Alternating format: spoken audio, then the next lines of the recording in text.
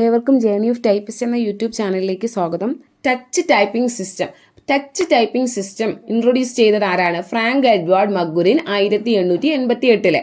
അപ്പോൾ ഈ touch typing system എന്ന് പറയുന്നത് എന്താണ്? നമ്മൾ ടൈപ്പ് ചെയ്യുമ്പോൾ നമ്മൾ എന്താണ് കീബോർഡിൽ നോക്കാൻ പാടില്ല, നമ്മൾ ബുക്കിൽ നോക്കിയാണ് ടൈപ്പ് ചെയ്യുന്നത്.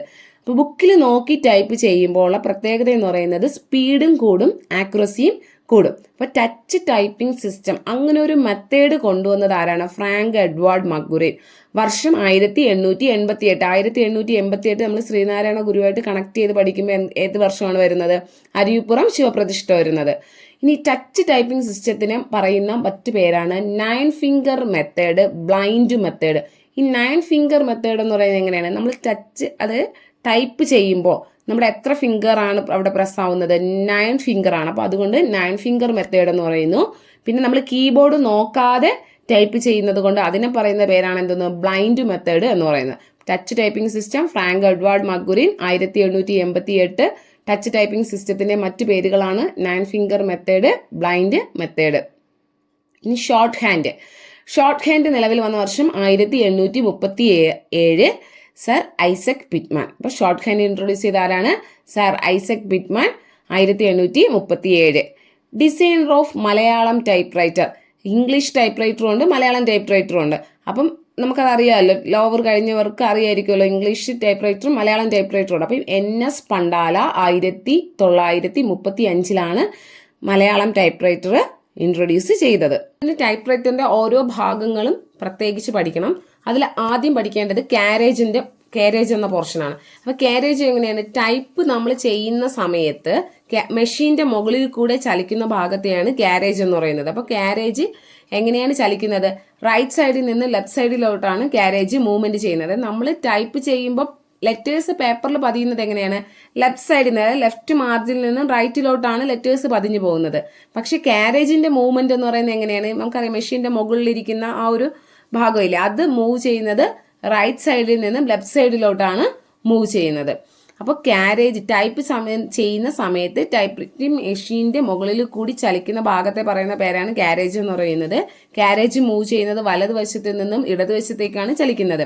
ഇനി ഈ കാരേജ് എവിടെയാണ് ഇരിക്കുന്നത്? പീനിയൻ വീലിലാണ് ഇതിരിക്കുന്നത്. അപ്പോൾ കാരേജ് റാക്ക് ചലിക്കുന്നത് എന്തിൽ കൂടെയാണ്? പീനിയൻ വീലിൽ കൂടിയാണ്.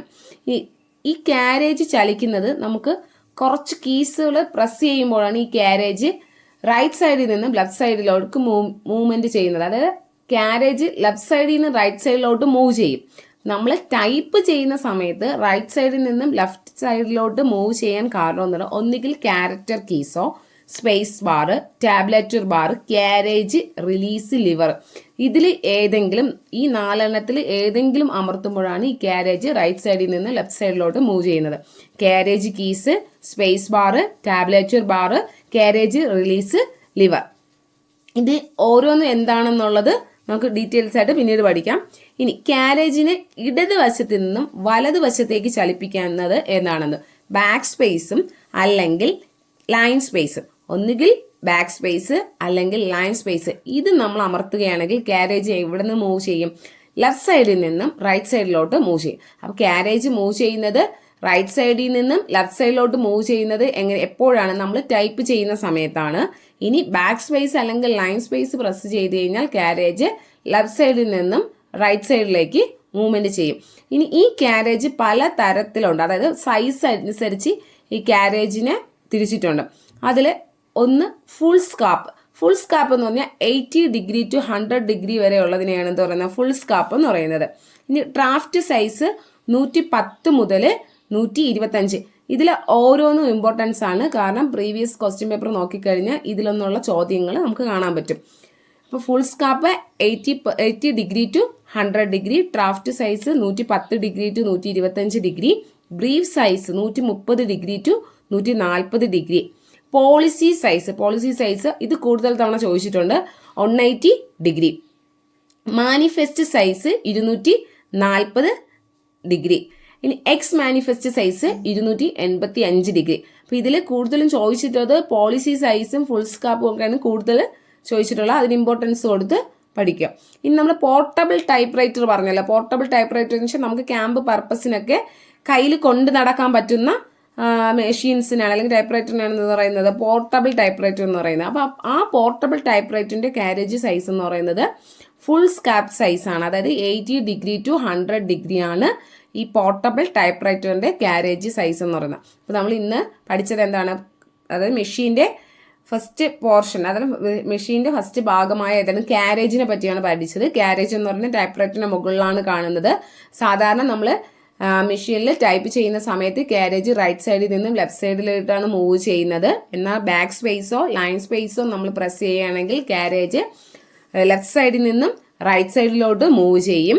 പിന്നെ ക്യാരക്ടർ കീസും സ്പേസ് ബാറും ടാബ്ലറ്റർ കീസ് എല്ലാം അമർത്തുമ്പോഴും എങ്ങനെയാണ് കാരേജ് മൂവ് ചെയ്യുന്നത്? റൈറ്റ് സൈഡിൽ നിന്ന് ലെഫ്റ്റ് സൈഡിലോട്ടാണ് മൂവ് ചെയ്യുന്നത്.